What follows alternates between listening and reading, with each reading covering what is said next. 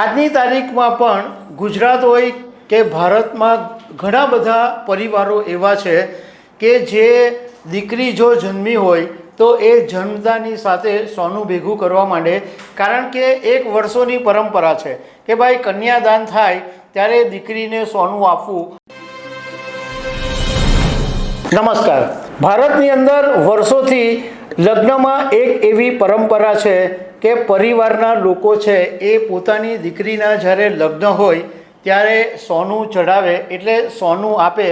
એની પાછળનો હેતુ એમ છે કે એમની દીકરીની સુરક્ષા જળવાય, ભવિષ્યમાં કોઈક પ્રોબ્લેમ ઊભો થાય તો એની પાસે કમસે કમ સોનું હોય તો એ એની જિંદગી સારી રીતે વિતાવી શકે, એવો એક વર્ષોથી આશય છે અને આ પરંપરા વર્ષોથી ચાલી રહી છે. પરંતુ હવે ઘણા બધા પરિવારોને એ વાતની મુશ્કેલી પડી રહી છે કે સોનાના ભાવ એટલા બધા આસમાને પહોંચી ગયા છે કે એમને સોનું ભેગું કરવું મુશ્કેલ પડી રહ્યું છે અને એને કારણે સ્થિતિ એવી ઊભી થઈ છે કે કેટલાક લોકો લગ્નને પાછળ ઠેલી રહ્યા છે અથવા જેમની લગ્નની ઉંમર થઈ ગઈ છે એમ છતાં પણ અત્યારે લગ્નનો વિચાર નથી કરતા, કારણ કે સોનાના ભાવ આસમાને છે. તો દિવ્ય ભાસ્કરના એક અહેવાલની અંદર કેટલાક સમાજના 7 લોકોની સાથે આ વાત કરવામાં આવી છે, તો એના વિશે હું તમારી સાથે વાત કરીશ.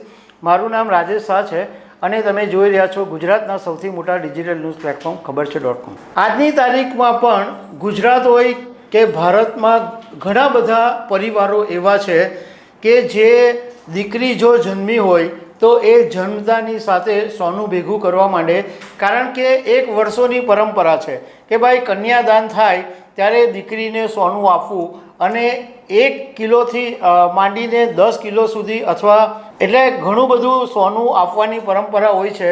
પરંતુ સોનાના ભાવો એવા આસમાને છે કે હવે આ પરિવારોને મુશ્કેલી છે.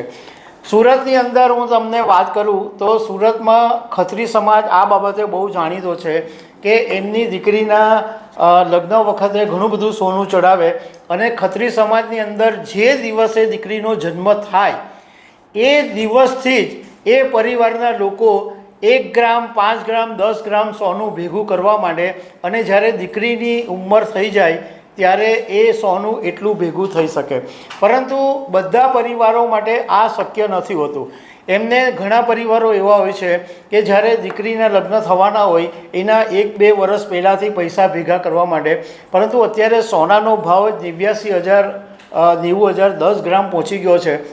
તો ઘણા બધા લોકોની એવી હાલત થઈ ગઈ છે કે અત્યારે જે લગ્નો છે એ મુલતવી રાખવા પડે છે. હવે તમને દિવ્ય ભાસ્કરના એક અહેવાલની અંદર જુદા જુદા સમાજના લોકોને પૂછવામાં આવ્યું તો એમાંથી ઘણા બધા આગેવાનોએ એવું કીધું કે અત્યારે સ્થિતિ એવી આવીને ઊભી ગઈ છે કે સોનું ભેગું કરવા માટે લગ્ન મોડા કરવા પડે છે અથવા તો લગ્ન અટકાવી દેવા પડે છે. આજે જે દીકરીની ઉંમર થઈ ગઈ છે પરંતુ એમને આપવા માટે સોનું નથી તો એના જે લગ્ન છે એ 2 થી 3 વર્ષ પાછળ ઠેલવામાં આવી રહ્યા છે. હવે ખાલી 2025ની અંદર જ સોનાનો જે ભાવ છે એ 10 ગ્રામ દીઠ 8,000 રૂપિયા વધી ગયો છે અને 1 વર્ષની જો સરખામણી કરીએ એટલે ફેબ્રુઆરી 2024ની અંદર સોનાનો ભાવ 67,000 રૂપિયા હતો અને અત્યારે 87,000ની ઉપર છે. એટલે એમ કહે કે 1 વર્ષની અંદર 10 ગ્રામ દીઠ સોનાનો ભાવ 20,000 રૂપિયા વધી ગયો છે. અને કોઈ પણ માણસ હોય એ એવી આશા રાખે કે જ્યારે દીકરીના લગ્ન હોય તો એમ વિચારે કે સોનાનો ભાવ ઘટશે ત્યારે લેશું, સોનાનો ભાવ ઘટશે ત્યારે લેશું. પરંતુ એમ કરતાં કરતાં એવું બન્યું છે કે એ સોનાનો ભાવ નીચે ગયો જ નહીં અને સોનાનો ભાવ ઉપર ને ઉપર જતો રહ્યો અને એ લોકો જોતા રહી ગયા કે આ જે સોનું ખરીદવાનું હતું એ તો રહી ગયું.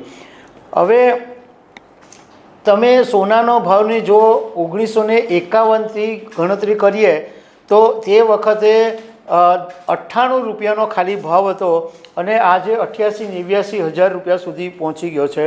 ખાલી 25 વર્ષ પહેલાંનો જો થોડો હિસ્ટ્રી જોઈએ તો વર્ષ 2000ની અંદર સોનાનો ભાવ 4400 રૂપિયા હતો 10 ગ્રામ દીઠ. એ પછી 2005માં 7,000 થયો, 2010માં 18,500 થયો, 2015માં 26,343 થયો, 2020માં 48,651 થયો અને 2025માં અત્યારે 89,000 પર પહોંચી ગયો। એટલે તમે વિચાર કરો, જે સોનું ખાલી 25 વર્ષ પહેલાં 4400 રૂપિયા હતું 10 ગ્રામ દીઠ, એના આજે સીધા 85,000 રૂપિયા 10 ગ્રામ દીઠ વધી ગયા છે। આમાં ઘણા બધા સમાજના લોકોએ વાત કરી અને એમનું ઘણા બધા લોકોનું એવું સજેશન બી હતું કે અત્યારે પરિવારોએ એક વાત સમજવા જેવી છે અને સામે સાસરાવાળા પક્ષોએ બી એ વાત સમજવા જેવી છે કે સોનાનો ભાવ જ્યારે આસમાને છે ત્યારે જે દીકરીનો પરિવાર હોય એની પર સોનું વધારે આપવા ઉપર પ્રેશર નહીં કરે। એમનું જે દીકરીનો પરિવારની જેટલી ક્ષમતા હોય એ ક્ષમતા મુજબ સોનું આપે।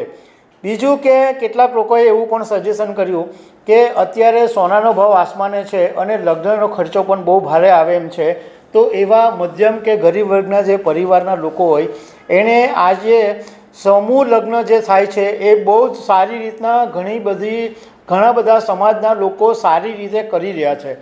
તો એ સમૂહ લગ્નની અંદર દીકરીના લગ્ન કરાવી દેવા જોઈએ કે જેથી આ ખર્ચો ઓછો આવે અને જો એને સોનું આપવું હોય તો એની ક્ષમતા મુજબ આપી શકે। સમાજના કેટલાક લોકોએ એવા સજેશન કર્યા કે આ પરંપરાને બદલીને જો દીકરીને સલામતી માટે કંઈક આપવું જ હોય તો ફિક્સ ડિપોઝિટ આપી દેવી જોઈએ કે જેથી સુરક્ષા રહે। પરંતુ આ પરંપરા અટકવાની નથી, કારણ કે સોનું એક સલામત ઇન્વેસ્ટમેન્ટ છે। આજે ધારો કે કોઈ પરિવાર દીકરીને સોનું આપે અને એ દીકરીને અડધી રાત્રે જરૂર પડે તો એ સોનું જ એવી વસ્તુ છે કે જેને ઇમિડિયેટલી કેશ મળી શકે। બાકી ઇન્વેસ્ટમેન્ટની કોઈ એવી પ્રોડક્ટ નથી કે જે તમને રાતોરાત તમને એના જરૂર પડે તો એના પૈસા આપી શકે।